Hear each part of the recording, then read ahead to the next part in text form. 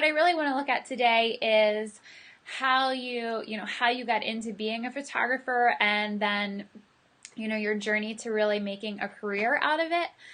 Because I have a lot of students that are interested in that. And while I definitely have my own ideas, it's much better when you talk to someone who's actually done it. Um, Yeah, go ahead. so if you want to start and tell us, a little bit of your journey, as to how you even first decided to get into photography, and we'll go from there. Okay. Well, hello, everybody. I'm honored to be here chatting with you. And honestly, photography was a fluke kind of accident because I was drawing and painting in high school because that was the only thing offered. I went to a very, very small school. We had one art class that you had to take to graduate. It was like a required class, and I took it 4 years in a row because I just fell in love with it and the teacher.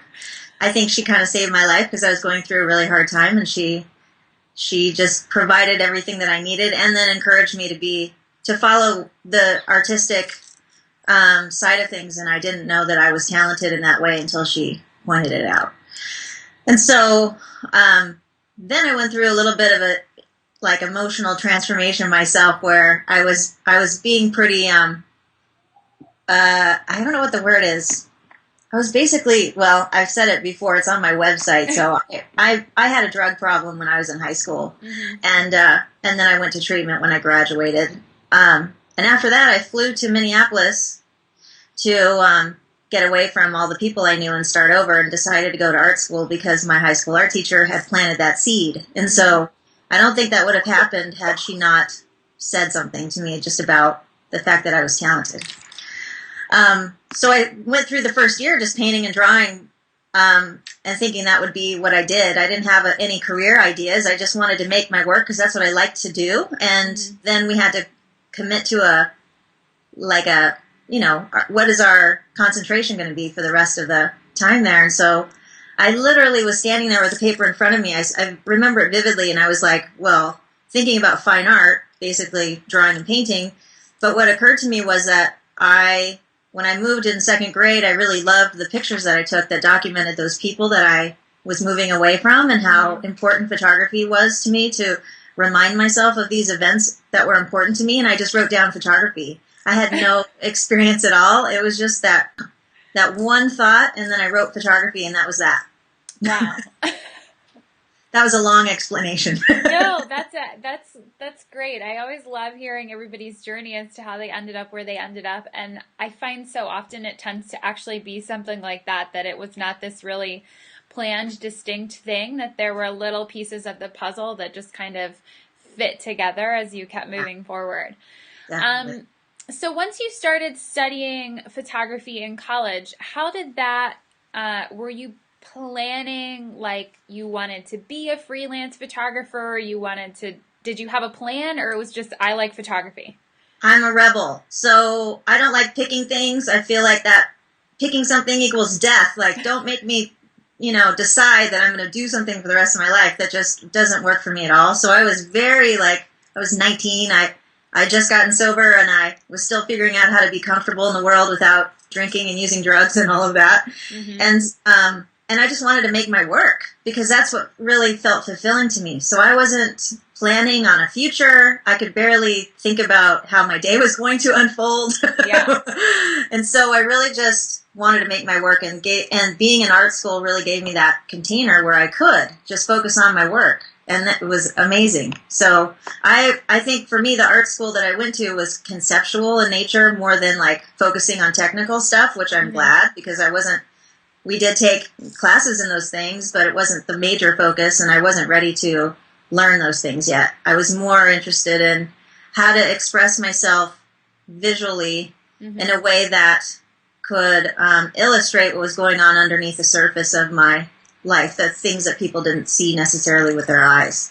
So that was really, I just became very curious about that. Like, how do I illustrate how uncomfortable I feel in the room, or how out of my body I feel when I'm in a relationship with somebody, or whatever was happening within the relationship. I really was like writing a lot about the metaphors and how to create symbology that would express some things that may or may not be obvious to the person looking at it. I wanted to create beautiful images that may or may not be obvious because I wanted to process. I didn't want everybody else in the room to know necessarily what I was dealing with. I was a little too insecure and uncomfortable with that.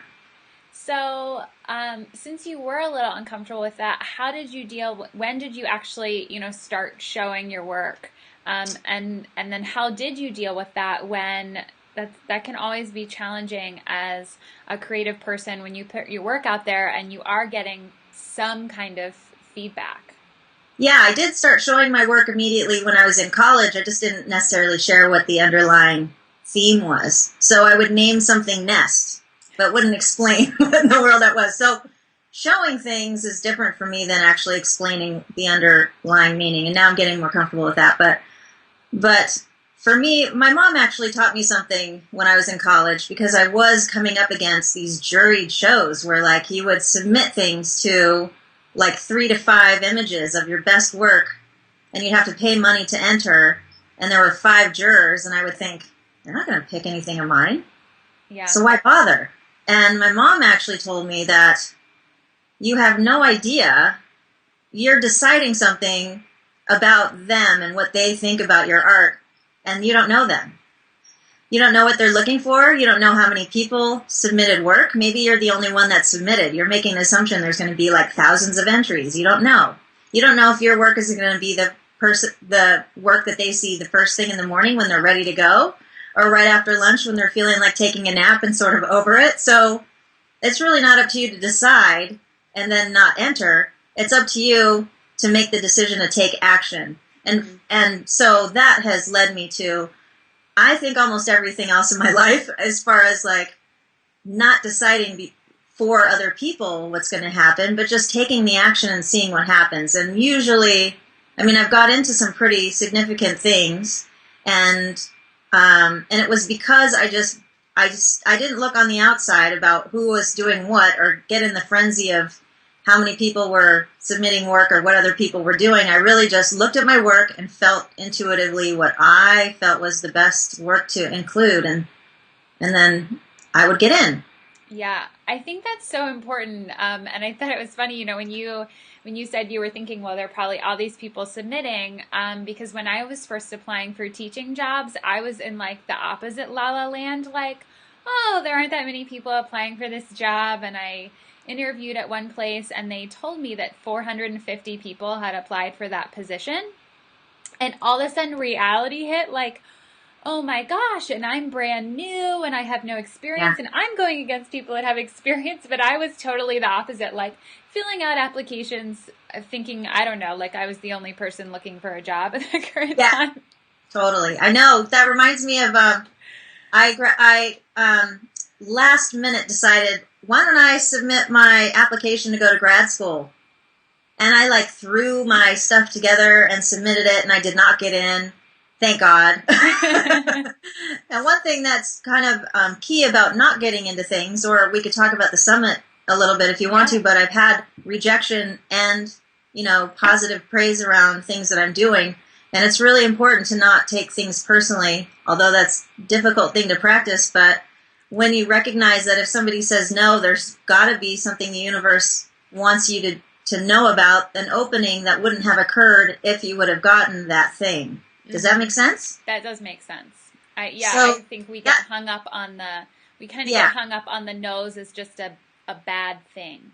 Yeah, it's just kind of, I would take it as like, thank you to the universe or whatever you want to believe in. Just like, thank you that I'm not going to be in this relationship or this show or whatever because there's something else. I might not know what it is yet, but I need to be open for it because there's a door opening here because that it didn't get closed by going in that direction.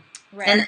And now I'm really grateful. Like, I didn't know why I didn't get accepted. I got accepted like lickety-split to my undergrad, and I thought, well, that's fancy. But what I learned was that they actually accepted everyone. And then they weeded you out by creating such difficult curriculum that, like, people were dropping like flies. Yeah. So just, you don't know.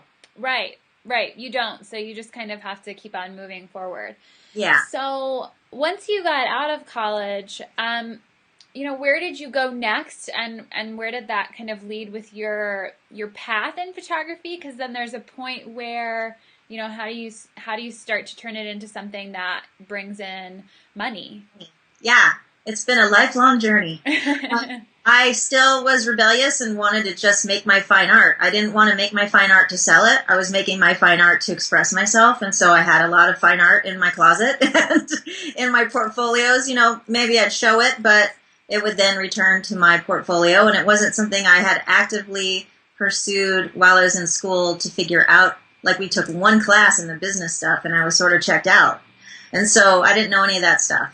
I worked in theater because I had the idea that it would be really fascinating to work with a group of people on a singular project, because I was working by myself doing mostly self-portrait work, and it was fascinating. I went from being a dresser backstage at the Guthrie in Minneapolis to an assistant stage manager at two different theaters, and it got me to move, too. I went from Minneapolis to then I moved to Oregon, and it was great to have somebody offer me positions that I was not qualified in. Again, it was like another opportunity for me to see if that was the right fit or not. And what I found was that I had to realize at some point that I was not a theater person, and that I was a photographer. And so that, then I went into maybe wanting to be an art therapist because of the background I had and how much art had transformed my life and given me such an amazing opportunity to be in the world without harming myself or others. Mm-hmm.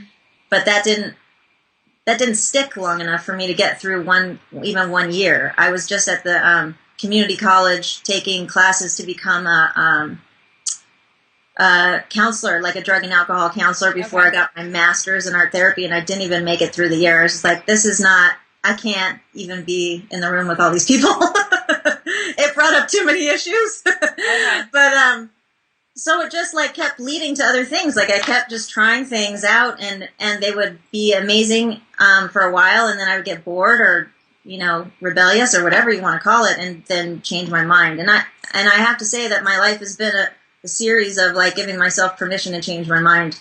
And I actually really love that that we all have that. We don't have to pick a career and stick with it forever because we decided it. We get to change our minds, thank God.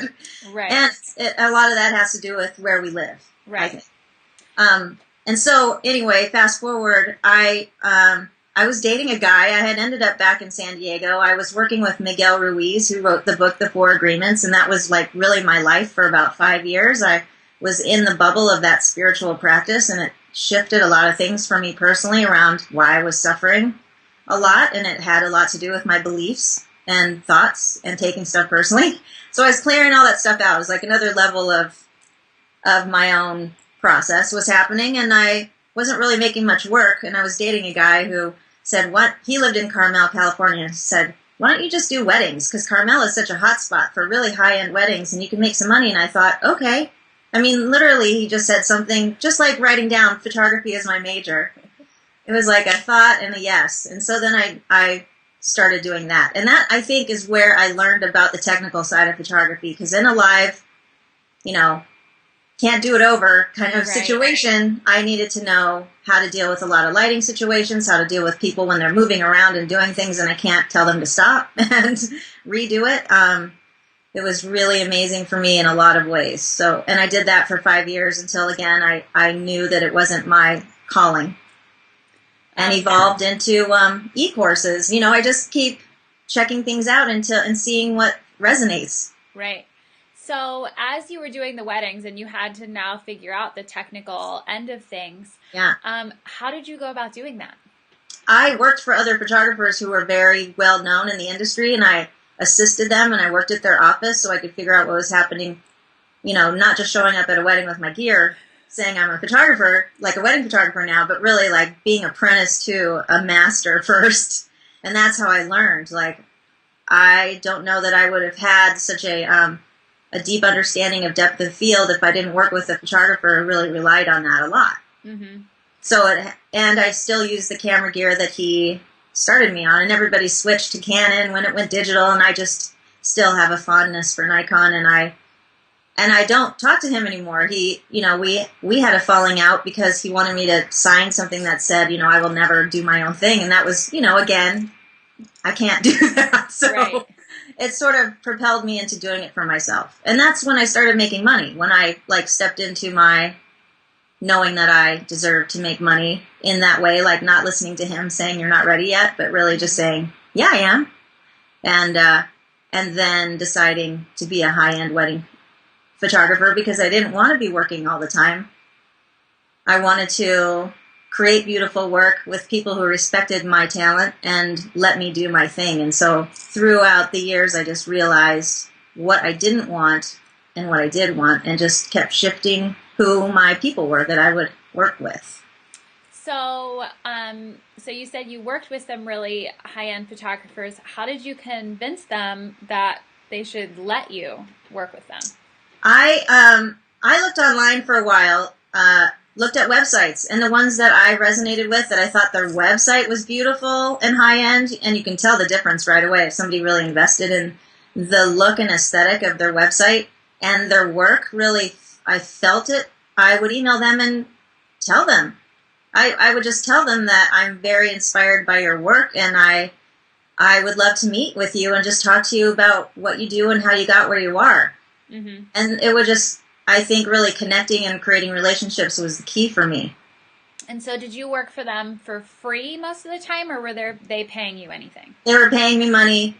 I think one of them would like give me a stack of all the proofs of all the pictures I took that sucked.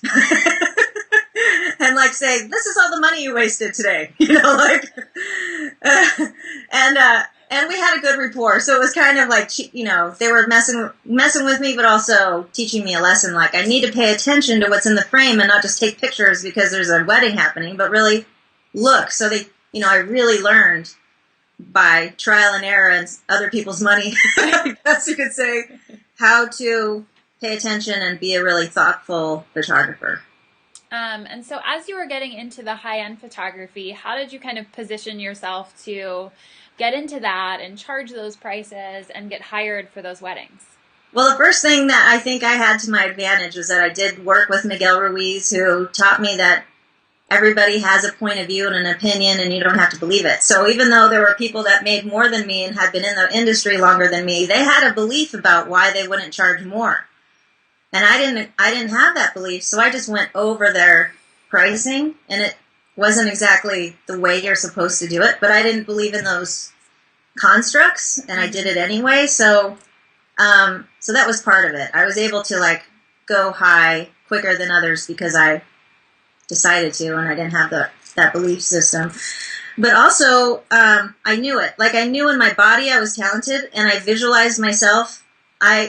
I would visualize myself and what it would feel like to have people walking up to me and easily, with a smile on their face, handing me the price point that I was asking for without any friction or tension or, pushing my boundaries to see what I would discount them. It was just like this ease, this flow. And so I saw it, I visualized it, and I felt it in my body. It wasn't just a thought up here. It was like kind of a 3-part thing for me. Mm-hmm. And then I moved into that place. And because the wedding industry is a bit more simplified than, say, being an online entrepreneur, I think, there is a place to go to find a high-end photographers. So I would really market in those magazines, on those websites, create the albums that looked like those albums. And I had to look it, be it, feel it, know it in order for other people to feel it back. And if I hesitated at all or had any discomfort around the price I was saying, I knew that they would feel it and not hire me. So I had to do some work, and another photographer who was higher end than I was would walk back and forth in her living room saying how much she charged until there was no energy or weirdness around saying the number. Like, it became a nothing. Yeah. So $1 was the same as saying $8,000, Mm-hmm. So that great. Really helped me too, because I was pushing myself into this other arena that I hadn't been in before. Mm-hmm.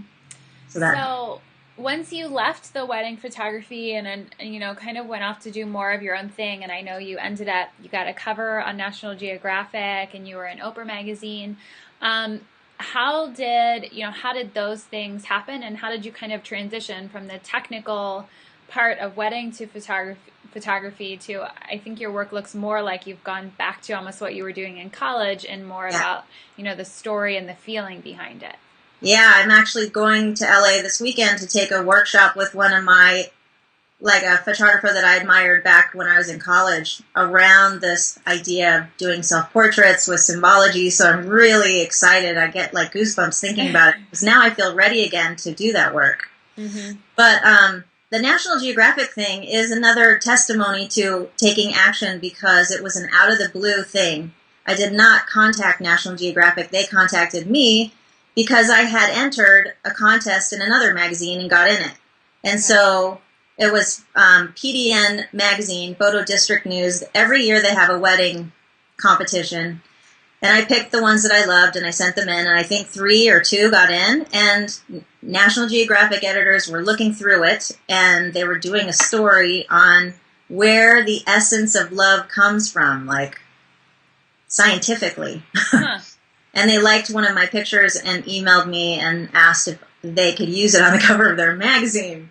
Wow. That was awesome. bizarre. I mean, the most bizarre thing that's ever happened as a result of taking action. Again, you don't know what's going to happen. Right. So of course I said yes. I would have paid them for that. That was just such a milestone for me. And I honestly didn't. I thought it was a fluke until they called me and asked if it could be on 2 different covers in 2 different countries. It didn't actually publish in the United States. It published in 2. It was like the Czech Republic and one other place that I can't remember. But so then I was like, okay, I got in PDN. I got on 2. I had to take notice that I was talented and people were saying yes to my work in a big way. Yeah, So, that's really awesome. thanks. But I think you asked me something else about that too. There was something else. I said you had The gotten Oprah magazine. Oprah.com was same thing. Miguel Ruiz called me up and said, I need new PR photos. Of course I'm going to do them for him. And then his son, who I'm friends with, emails me the link and says, did you see this? And it was on an article he had written with the photo I had taken in an Oprah.com, post that it was his post. I had no idea that that's what he needed it for or that's how it was going to get used. I just found out after the fact. And then, you know what? It just happened today. I photographed Danielle Laporte twice. And the first one, it was for my own personal project. It's now the cover of the first issue of her new magazine that's coming out next year. And then I just photographed her a couple weeks ago and somebody sent me the link saying, did you see this? And it was Amazon.com and it's like Danielle Laporte's books and then her bio has a little slideshow with the photos that I just took. Cool. I know, it just keeps I think that's really indicative of saying yes to yourself, really. Mm-hmm. And just not being too attached with the outcome, but just continuing to learn your craft and saying yes to the things that feel good and saying no to the things that don't. Yeah. I know that, a lot of students and a lot of people in general are kind of intimidated about photographing people, especially when you're, posing them, like when you're doing Danielle Laporte's book cover. How do you, kind of get yourself to a point where you're like, I know I can do this, I know I can rock it, make it look awesome, and at the same time, you're staying true to your style and your aesthetic through the whole process? Yeah, you know what? I'm still insecure and I have social phobias. I mean, that's the reason why drinking was so great. It took the edge off. And now I have to figure out how to take that edge off myself without... And before a shoot, if somebody's paid me money to take pictures and they have a vision, it still comes up for me because I don't know that I will capture their vision. I know that I'll capture my vision. I know that. But there are so many variables. The technical side is one thing, but dealing with a human being that's standing in front of you and saying, what do I do? That can be really intimidating. I learned a lot in wedding photography around just how to learn about posing and lighting and putting people in situations that enhance the things that they like about themselves rather than the things they hate. Mm-hmm. Even just knowing that if I get up on a little step stool or just a little step up above them is going to be more flattering than if I'm below them or right at eye level like that. Just knowing that. Yeah. If somebody's looking up at you, it just makes them look thinner. Yes. And if you see any of the a lot of magazine covers, like with Oprah, her neck is sticking straight out because it just totally makes her look smaller. Right. And so learning those things just happens over time. But every time when I'm in the room with people that have paid me money that I admire like that, I go through a couple days of hell beforehand, about not totally knowing if I can pull it off. Mm-hmm. And then when I'm in the moment, it's amazing. Yeah. And a lot of pictures don't work, and some of them do. And it's a process, just like anything else. If you saw any professional photographers work before they edit it, there's a ton that they throw out. And I think practice around knowing the technical stuff so that you don't have to think about it, mm-hmm. so that you're actually engaging with the person in front of you. And I usually have a smile on my face when I'm photographing people because I can see them closer through the lens, and I'm so overwhelmed by the connection I feel that I can't stop smiling, and that helps them feel more comfortable. But I've also learned a few things from the weddings that I did around how to get people to feel more grounded, because they literally leave their body when they're like, there's a camera in their face. Yeah. And it doesn't, if they're professionals, it's easy. They just do what they do, and you're just there to capture it. But if it's somebody who's not comfortable and they are insecure and they're not used to having the camera in front of them, it takes a lot, I think, of you being at ease. I think when you're feeling grounded, like even if there's anxiety in my head, what I project to the client is that I'm here for you and I see you and it's okay. And I will ask them to, like, if I notice them not being able to be real with me because they're nervous, I say, okay, I need you to close your eyes and take a deep breath and feel your feet. And when you're ready, open your eyes. And it does change every single time. It's like a way to get them out of whatever thought they're having and just get back to being grounded again. And just keep it fun and tell them how beautiful they look. Like, really, charm does work. If somebody's telling me that I'm looking great and they're taking pictures of me, it's going to make me feel more inspired to be myself and ham it up, or, Right. So, right. But it's always a challenge for me. I got to say, I go through a lot before and during a shoot. Cool. And so my last question that I want to ask is, what advice would you give to a student that is thinking that they're interested in photography? They're trying to decide, do I go to a 4-year school, a 2-year school, no school? What would you advise them to do? Well, God, that's such a good that's question. A hard question. Yeah, well, just because the 2-year program nowadays, it's not so much that people look at the resume and say, you have a BFA. I'm going to hire you. So the 4-year school may or may not mean anything to you unless teaching in a 4-year school is on your radar, because they will look at that, but then you need even more school, I think, to do that. Yeah. But it really depends on where you want, what direction is calling, what you're curious about now. And learning the technical stuff. You could go to a community college and just learn the technical things while you're working, if that's an option for you, just so you can see and develop your point of view, and find people in your town to mentor with, or if you have the means to do so. I personally loved going to the 4-year college because it gave me a more well-rounded time frame to really look at what was important for me and how I wanted to express it, and that takes time to develop. And now I feel like I really know how I like to create. I didn't learn the technical stuff, like I said, till much later. But I do feel like being more empowered sets you free in a way. I could have created a lot more variety in my work if I had known all of that. So I don't have an answer to what exactly the way is to go, but I really feel like learning photography, like even renting a camera for a weekend. You can go to a photo shop and rent one lens and one camera body. You don't have to buy it because they're really expensive. And see what it feels like. Come on over. I'd love to show you. There are people that teach classes online. There's a wealth of places online to learn. CreativeLive.com has free photography classes where you if you're there during the class, it's free, and then if you want to buy it to have that resource, it's like $99 or something. I mean, Yeah. you don't have to go to those fancy schools anymore to really learn how to be a well-rounded photographer. Yeah. Cool. Well, thank you. This was Yeah. great information. And I love your whole story.